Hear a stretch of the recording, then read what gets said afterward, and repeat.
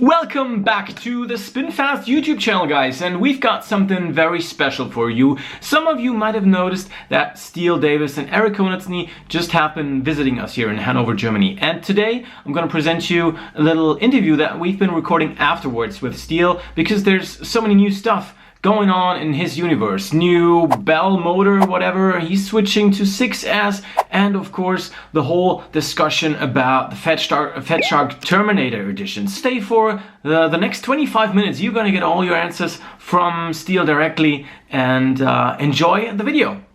See you later. Nice to have you on the show again. Last time I failed to record sound properly. We're lucky that you're back on the show here in Spinfast YouTube channel. What's up? You're back in the States since you've been visiting us a couple of weeks ago. How you feeling? Good. Just hanging out. It's hot as crap outside right now, so I'm seeking refuge within Eric Konatzny's house. But today's the hottest day it's been. It's like 115 outside. Every other day's been like 90. And then just randomly it was like, oh yeah, Friday, you're screwed. 115. So I've never experienced that kind of heat, so I went outside earlier to get this mic, and it was like worse than a blow dryer. You like breathing in a blow dryer, like on the mouth. It's pretty awesome. So it's even too hot to fly outside. You're not going out to fly when it's that hot. No, it was like 105 yesterday, and I didn't fly because it's just too hot. Yeah, I think steel boils at about this temperature. I'm afraid to charge in my van because, like, I charge and my charger's in there, and I guess it's got a fan, and the fan isn't like sufficient when it's 105 degrees outside, so it's not working anymore. Even when you tweak it somehow. Can you not tweak the fan so it works? No, it's probably exploding. You don't want to have your van exploding in the front of Eric's house. No, I've dreamt many a times because I leave stuff in the car and come out, like I'll leave shit charging in the van, and I'm just, every time I walk outside I'm expecting to see like a smoldering like smoke cloud coming from the van or something, but it never happens. Oh no, that would kind of crumble your existence right now. We don't want to see that happen. And I've been noticing that you've been posting a lot on Team Black Sheep Launch lately. You kind of vouched for Fatshark HD2. What's your plan with this? Well, I mean, I've been advocating for 50 degrees field of view since the Fatshark HD2s came out. When I first got them, I've had pretty much every Dominator that was worth a crap. So I had the Dominator 1s, I had the Dominator V2s, which are still, I think, one of the best goggles out ever that have ever been created. The Dominator 2s that don't exist anymore, but the optics are actually in the Attitude V4 now, so it's the same optic. But the thing is that's like 38 degrees field of view, and when the HD1 came out, I had the Dominator 2s and the HD1, which came out at the same time, and the HD1s had a lot of issues, especially with like the way that the optics were fuzzy on the outside and stuff. And so when the HD1s came out, the issue with the every single Fatshark, in my personal opinion, is the fact that the interpupillary distance can only go to 59 millimeters, which is not very narrow, considering a lot of this community is like younger, skinnier, like smaller people. There are a lot of bigger people in the industry, but a lot of people are smaller. I would say 50% of the community is, under 20, and their faces are smaller. So, 59 millimeters interpupillary distance isn't narrow enough, especially if your optics are crucial. And the HD1s were crucial. You had to have them literally like perfectly lined up. And I have a 58 millimeter interpupillary distance. So I'm 1 millimeter off from the narrowest that it'll get. So what I did is I took mine apart, and there's a little like squeezy thing that goes in there that, when you lock them in center and you lock them on the outside, there's actually two little rails. And there's a center stopper piece out, and I took those out and squished them all the way in, which was roughly 57 millimeters, and then taped that together because I took out this crucial piece that like held everything together, and I like taped it together, and then I locked the interpupillary distance adjustments all the way out so that it was like keeping pressure on everything and making it locked. And yeah, that's what I did for the HD1s, and I gave up the HD or the Fatshark 2s to go to the HD1s because I wanted that bigger field of view. I think it was 42 degrees. Sorry, there's a baby squealing in the background. Yeah, that's so Eric's 42. daughter. Yeah, one of them. And then the HD2s came out. I got those in Hawaii, and those were 50 degrees field of view, and the optics were not as crucial. So I just fell in love with those immediately. Like, immediately switched to something when I was on a trip. Like, the first time we went to Hawaii, I had the HD1s, and then I got given the HD2s by Anthony, and I immediately just swapped goggles right there, which is kind of unheard of for someone to swap something new immediately on a trip like that. Like, we had just gotten to Hawaii, and I'd never flown in Hawaii or flown in these gnarly locations, and every single day we were flying in places that you could lose a quad. So that was kind of an actual testament to how good those goggles were and how much I liked them, is I swapped immediately from one to the other like the first night, and then flew those goggles from there on until today, which, that was 2015. So I've been flying HD2s since they came out in 2015. Besides, if you're not knowing what video Steele is talking about, he just been posting that on Team Black Sheep as well. Again, a repost of the Hawaiian trip from 2015, which you stated was or is still one of the best FPV videos that you've ever made or that you've ever been in. And I gotta say, I've been watching it for the first time now, and it's pretty hilarious. And you've been testing a lot of goggles, apparently, like the blue one, where you could see through. And the red one, no, that was a canopy for a quad, but yeah, the video's fun, so you'll find it in the description. Check it out if you haven't yet. It's pretty sick. Right. Getting back to the Fatshark thing. So I've been listening to the video interview of Joshua, Bardwell, and Greg. Yeah.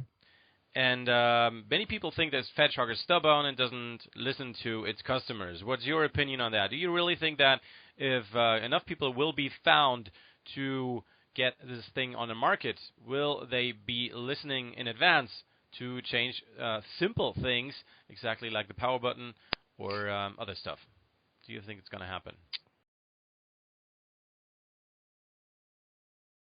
For years, and nothing has ever been listened to, so I just do it on my own outside of Fatshark. But I mean, I get why they do certain things that they do. It's based on just a overall census of how dumb people are.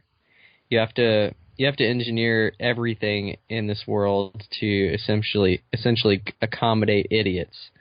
So that's kind of what I think when you're talking about why haven't they done certain things. There are certain things that I would suggest that are easy fixes, but they may be not cost efficient to do as well. So yeah, I mean, I've talked with Greg probably about six months ago now about doing some like HD2s but with better optics and better screens.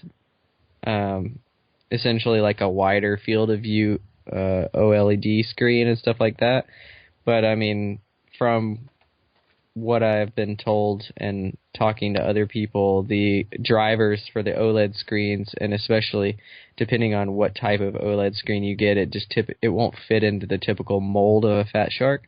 So that's kind of why they did what they did, and also it's just expensive to make. So, if we were to make an OLED screen with a larger field of view, it would bump the cost up from $500 to like $700 or $800 for a set of goggles. And I mean, that may be able to be brought down depending on the amount of stuff that you order, and also with time going on and stuff getting cheaper and this technology becoming a little more accessible. But for the most part, they've done a lot of things right, and they've done very little wrong, and that is why they are where they are. I do think that there are other goggle companies out there that give Fatshark a run for their money as far as, and I don't really care about the money aspect. Like, you're going to use these goggles every single day, every single time you fly, and it is the main portion that gives you that's what FPV is. You can't fly FPV without a good set of goggles. It's like buying a car, buying a Ferrari and putting the shittiest tires you can possibly put on it.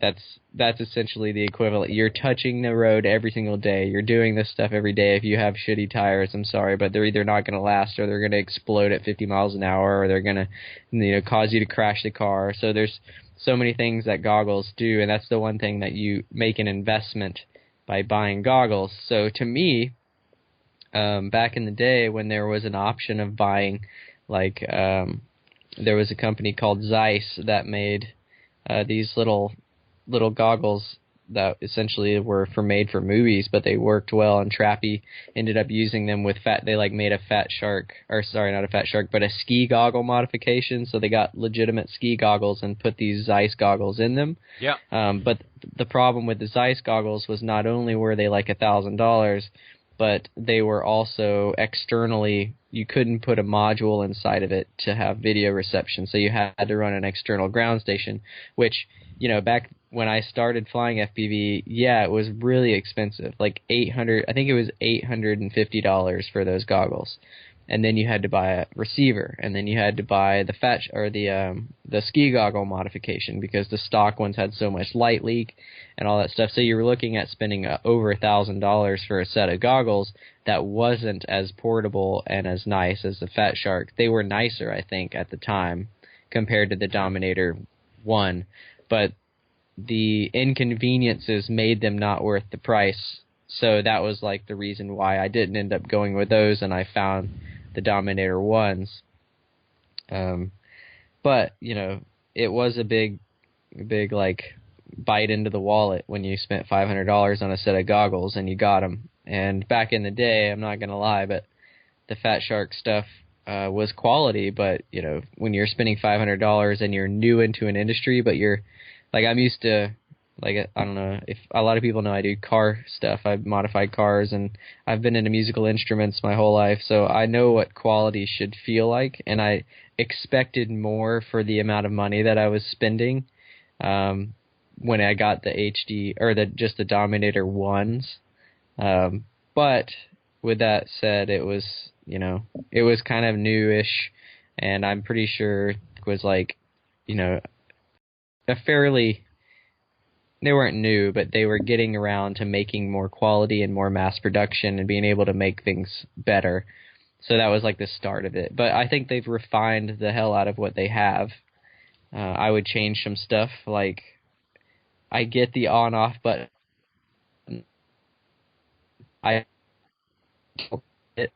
People like it. I definitely don't like the big push button on the side, and I don't like the on-off on the battery, because that means you have to buy a special battery, and a lot of those 18650 batteries are super fat and thick, and they just don't, it's not very comfortable on your head. And I don't like the little 1-inch strap that comes with the Fatsharks, but so many people make aftermarket straps these days. It's almost like buying, I like the fact that they did the core. They have like the Dominator HD2 core, which is literally just the goggles with no strap and no receiver, no battery or anything, and it's cheaper because people are modifying them. It's like selling like a base model, like WRX or something, because people are going to mod it. Subaru did this thing called the TR Edition WRX in 2006, and it was literally just like an STI, but super stripped down essentially, and they knew people were going to mod it, and so they sold it for super cheap. I think it was like around $23,000 or $25,000 for a car that was over capable and built for performance, and people would buy it and modify it rather than spending $35,000 on a car and then having to spend that extra $5,000 or $10,000 to get it the way you want it, and pushing it up into the $40,000-$50,000 range. Okay, guys. So we can pretty much wrap this up in to like wrap up those goggles, I guess I think it would be cool if they came back. I don't think that they should do the whole like, you pay us first and then we make it.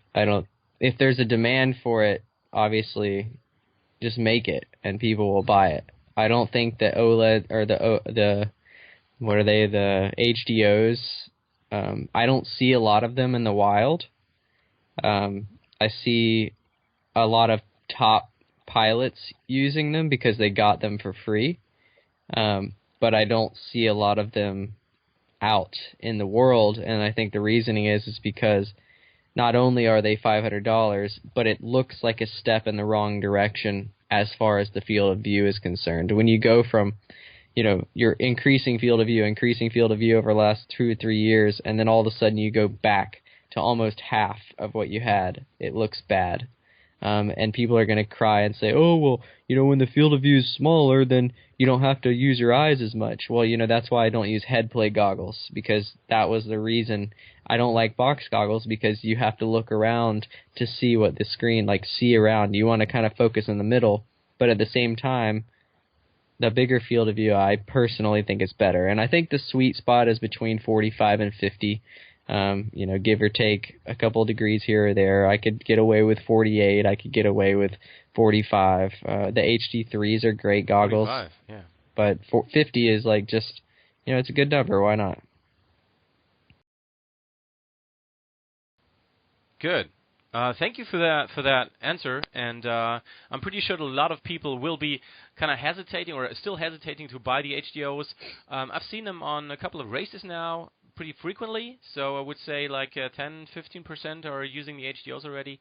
But yeah, time will tell, and we will see pretty much, I think, before autumn comes, if that project gonna be reality, right? I don't know what's the deadline on this, but do you know when the deadline? It says August, but yeah, if you have any experience with Fatshark, it'll probably be next August. We got some other stuff to talk about. You've been teasing a new product that's a new motor, and it's black. So you've been kind of telling us here in Germany that you're going to switch to 6S, which is increasing battery size, more volts to punch your quad through the air. What's up with that? What's your intention? I mean, racers have been trying this, and there's a couple of videos online. They speak about switching to 6S, but why is Mr.Steele going for 6S most likely? So I didn't actually come out with a motor. I just came out with the bell. So the bell you can buy and put on your 4S setups if you want to try more power or you want to try something. I set it up so that, you could do the N48s for freestyle, and then if you wanted to run the same rig for racing and you wanted more power, you could run the Stout bell, which is the N52s. That was kind of how I set it up. Okay. But at the same time, I am working on 6S stuff, and right now, I personally am liking the Stout bell on the 6S stuff. So I'm liking the N52 magnet on the 6S stuff. It kind of gives it a little bit more grip, and the 6S stuff is so efficient anyways. And it actually reduces the kV of the motor too, so it kind of balances it out with the 6S stuff in testing so far. So maybe I'll do something with the Stout bell and 6S. But for now, the Stout bell is only offered as a bell. There's not actually a 4S motor that you can buy. There's not a 2300 kV motor that has the Stout bell on it. You can just, if you have the V1s and you want to try the Stout bell, that's how it works. 6S is not a new thing. There's been a lot of people flying 6S for years now. And I don't, personally, until this point, there hasn't been a combination of parts that made it necessary or even a viable source of, a possibility, I guess, for me to go to it, because it wasn't affordable and it also wasn't reliable. And with the advance in technology, mainly ESCs, getting smaller ESCs, being able to cut weight there, and also being able to get a 4-in-1 or something that doesn't require external capacitors, because that is a huge issue I have personally with 6S, is essentially you have to run a capacitor on each ESC for the most part to be able to run 6S without getting noise back into the system and causing your video to be bad, and also possibly causing voltage spikes, which can in turn blow up ESCs or motors or whatever. And then also, a lot of people know that I've been flying, and I didn't even realize this, I've been flying an Alien. In August, it'll be 3 years I've been flying the same frame. So, I obviously really like the platform of the Alien, and it has evolved over time. Obviously, I've gone from KISS 30 amps, or really KISS 18 amps on the first 6-inch Alien that had 5-inch props, and then I got a 5-inch quad, put 30 amps on it, then 24 amps, then went to KISS FC, and now I'm at 32 amps with KISS V2. And I've changed from, the original Immersion 600 milliwatt to the Unify 5-volt. I've pretty much been rocking the Unify 5-volt for the last 2 years. And I've refined that formula. It's been the same kind of base platform. It's like the platform, whatever, drift car, buy a 240, and I just keep putting stuff on it. It's the same thing. Like the frame's the same. So I'm really familiar with the frame. And the components have been roughly the same, but just increasing in technology. But up until recently, 6S has been something of kind of like a novelty, because honestly, the flight controller firmwares and ESC firmwares for the most part, and just ESC hardware in general, and our filtering on the PDBs and everything that you're running essentially to get the battery to the quad have been kind of they've been subpar, like barely really working with 4S, and the stuff that does work with 5S, few people are working with it because 5S is kind of that weird ground. Like people are, why would you go one cell up? Because 5S is like a strange thing to go to. And I've talked to a lot of people that run 5S, and they say, oh, well, it's a little better than 4S, but it's not quite as untamable as 6S. And when they talk about 6S and being untamable, it's because when you go to such a high voltage, not only do your batteries get bigger, but you also introduce having to run capacitors like I was talking about, and you also put a lot more stress on a lot of these products that say they do 2 to 6S, but in reality, they don't do 6S. Most of the components that say 2 to 6S out there don't actually do 6S. They may do it for a short amount of time, but they don't actually do it consistently. And also, there's a lot of misconception about 6S. People think, if you're going to run a higher voltage, you just put the same battery on your quad, and then all of a sudden, it's good to go. You're just changing the battery, right? But in reality, if you put a 6S battery on a 2300 kV motor, it's just going to explode like immediately. Maybe not immediately, but very shortly after. So when you're running like a super high kV and a super high voltage, it puts a lot of stress on your ESCs, it puts a lot of stress on your motors, and it puts a lot of stress on the battery. So you have to find a sweet spot with all of these products, and also have a somewhat of an understanding of what's happening. Like if you're putting 6S on a quad, you need to decrease your yaw-P quite significantly, because now you have a shitload more torque, because the higher voltage gives you more torque. So there's like all these little tiny subtle things that people just don't know, and then they end up burning motors up and burning crap up. And then also the batteries have gotten smaller. So the huge factor of why I am actually testing and trying 6S stuff, I haven't fully committed to like switching to 6S yet. I'm just testing it right now. It's promising, but I want to make sure that I have a formula that's going to work for me, and not just be something that, I go out and fly and all of a sudden breaking up like here. A shitload of packs. Oh, you good? Yeah, you're back. Oh, I just want to put a shitload of packs through that setup and see if it can handle the test of time, because like I said, I usually fly quads for 6-7 months without changing a single thing on them, and I kind of want that to be the case for my 6S setup too, if I'm going to end up going that route. So obviously I'm not going to fly it for 6 months before I say this is what I want. But yeah, I think it'll push the hobby forward too as well, because everyone's been on 4S for so long, and at the end of the day, higher voltage is going to give you a better watt hours out of the end result. You're going to get more energy efficiency out of a higher voltage, lower capacity than you would be with a lower voltage, higher capacity battery. So, I could see in 10 years from now, people are running like 50 to 100 volt setups with like 1,000 milliamp pack, or not 1,000, like 100 milliamp pack, just like super, super tiny, unless battery technology just goes crazy. But, I'm thinking really, really high voltage, and you'll get crazy efficiency out of it. I'm like on 6S right now with the same exact setup, different motors, on a 6S battery and a different tune. I'm dropping close to 20 amps on overall power consumption. So like at full throttle, I go from 95 amps on a fresh 4S battery down to about 70 on full throttle on punch out on 6S. So you're reducing the overall amp consumption, and also just the efficiency is crazy. I'm getting 1 minute and 50 seconds on 4S, and I'm getting 3 minutes and 10 seconds on 6S at the exact same flying capacity. Obviously, if you push it and I'm getting 5 minutes on 4S at the Conti building, that would mean 10 minutes on 6S. Same type of flying. Okay, so there's a lot of money to save up when the winter comes, because a lot of ethics products are going to hit the market. And yeah, I've really just painted this. Of course, you've been witnessing, but it looks cool. I mean, look at this. You can see Mr.Steele. Yeah, it's my camera's too shitty for this, but it looks shiny. I'm looking forward to trying your new stuff, and I think pretty much everyone is as well.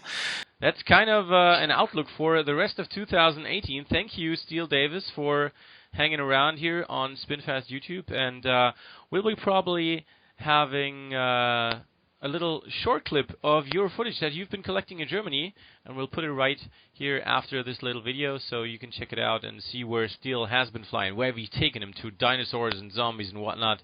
Also check out the episodes of me running around with these guys in Hanover, and thanks for